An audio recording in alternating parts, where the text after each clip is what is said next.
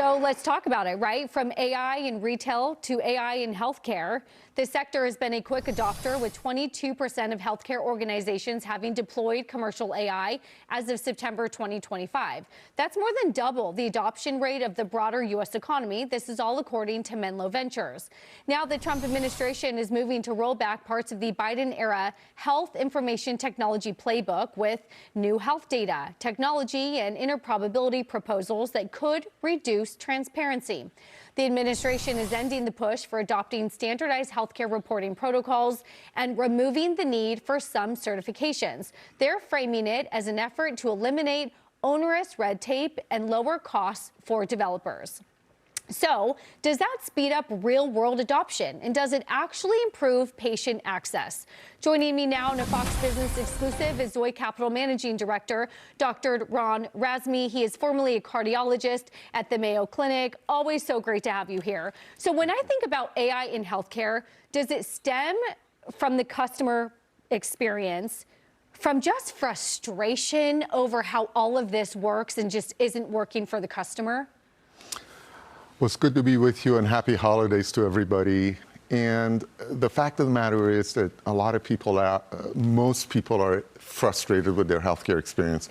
It takes too long to get in to see somebody, then a lot of forms to fill out, answering the same questions over and over.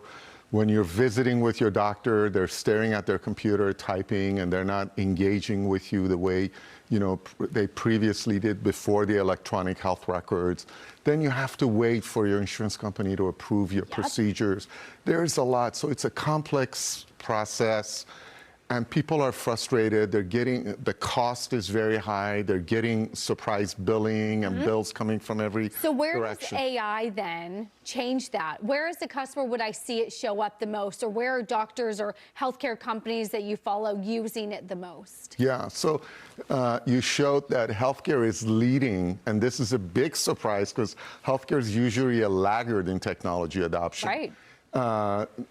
Most other sectors in adopting technology, because we need it, because the system does not have enough resources. All of this frustration is stemming from the fact that we don't have enough resources. People are getting older, they need more medical care. Meanwhile, we haven't trained enough doctors and nurses and so forth. One of my favorite statistics is that in the last few decades, the amount of administrators in healthcare is up by 3,000%. Yes. However, doctors, less than 200%. And the quality of care, people would argue, hasn't improved with all the administration. So does AI sort of streamline the administrative process? And I think my question is, does that free up the doctor to have more time with me?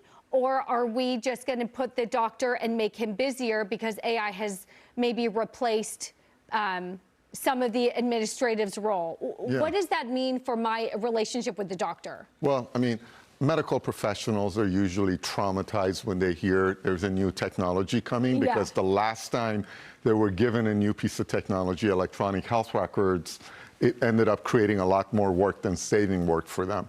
You know, when I was a practicing physician, I spent a couple hours a day writing notes. That's a big part of practicing medicine.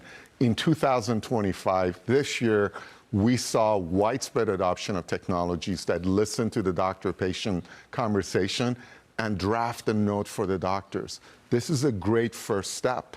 We're already seeing return on that investment. Companies like Abridge or Ambience that have raised hundreds of millions of dollars this year alone, and they're rolling it out in my alma mater, the Mayo Clinic, Cleveland Clinic, Kaiser, and so forth. And I'm getting reports. I've actually heard somebody saying I was going to leave medicine. Wow. However, now I can practice for another 30 years because I don't have to do as much writing notes and administrative stuff. This has downstream benefits. The same technology could be used to draft notes to insurance companies to get approval for procedures, respond to patient questions. So all of this is moving in the right direction. It's moving in the right direction because innovators out there are using AI to solve real problems. What about some of the new technology that I hear about all of these new MRI scans and how it could not replace the doctor but supplement it? So the big MRI will come in, and then a doctor is sort of on a trust but verify, where then he'll come in and say, okay, yes, AI got it right, or no, AI screwed up, and here's what I see instead. How does that work? Yeah, AI is very good at finding things that human eyes cannot see on an MRI, on a CAT scan. However, for the adoption, for that kind of adoption, you're going to need insurance companies to pay for it, because medical centers, no, they've been very slow. They've been very slow in paying for it. So those are making their way into the practice of medicine, but more slowly. But they're coming. There's no question about it. What are the new up-and-coming technologies and companies that you follow with who are changing the world? You mentioned a few that have raised hundreds of millions of dollars this year alone that are a new innovative technology. What's one for our investor audience out there that they can be excited about or learn more about? And what is that technology? You know, we had a couple of IPOs this year in companies that are actually native AI healthcare companies. One of them is Hinge Health, and it's done well in the public market so far. This is a company that uses your smartphone and its camera to monitor your physical therapy movements at home and give you feedback if you're doing your exercises properly. So I wouldn't have to actually go to the physical therapist every week. I could take some of those options at home and do it, and then the feedback would say I'm doing it correctly or not. Exactly. Severe shortage of physical therapists. This augments your physical therapist. You can go see them initially, develop a plan, but then that plan is uploaded on your phone, and the camera could monitor your movement. AI can give you feedback on that. There's another company that went public, was HeartFlow. It uses AI to analyze a CAT scan of your heart to assess the risk of heart disease. That company has also done one in the public markets.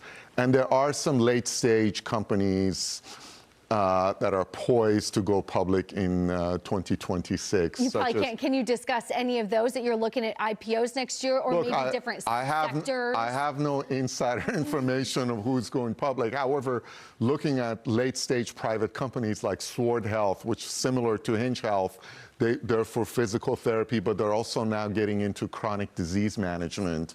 A company Cohere, that makes it faster to get authorization for your procedure. So a combination of medical assistance, but also administrative. You talked about health insurance companies not paying it. What's the holdup? You said traditionally healthcare has been slow to adopt technology. Are they slow because of my consumer reticence? Am I not trusting AI? Am I nervous about AI instead of a doctor? Is the healthcare company just not understanding how to implement it? What's the holdup, I guess, is my question. Actually, in the barriers to adoption of AI in healthcare chapter in my book, that is the first item that I discuss, that insurance companies rightfully require you to show that you're going to change patient outcomes. And a lot of these companies haven't undertaken those studies to show that in the real world, they can improve the accuracy of a radiologist. They can help a surgeon perform better surgery.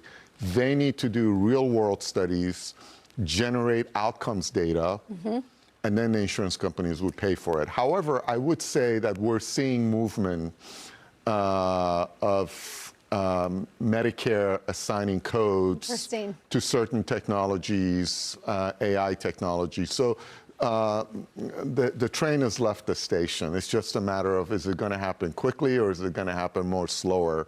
And I would say on the administrative side, where you don't need insurance reimbursement, that's happening faster. That's where I see it the most. Yeah, exactly. Okay. But that's going to have ripple effects. If your doctor is not writing notes and drafting a letter to your specialist and fighting with the insurance company, they're going to be able to see more people. They're going to be able to engage with you. They're going to have more time to think and provide better care. Sounds like a better experience. That's positive, and then the clinical stuff will come online in due time. Dr. Ronald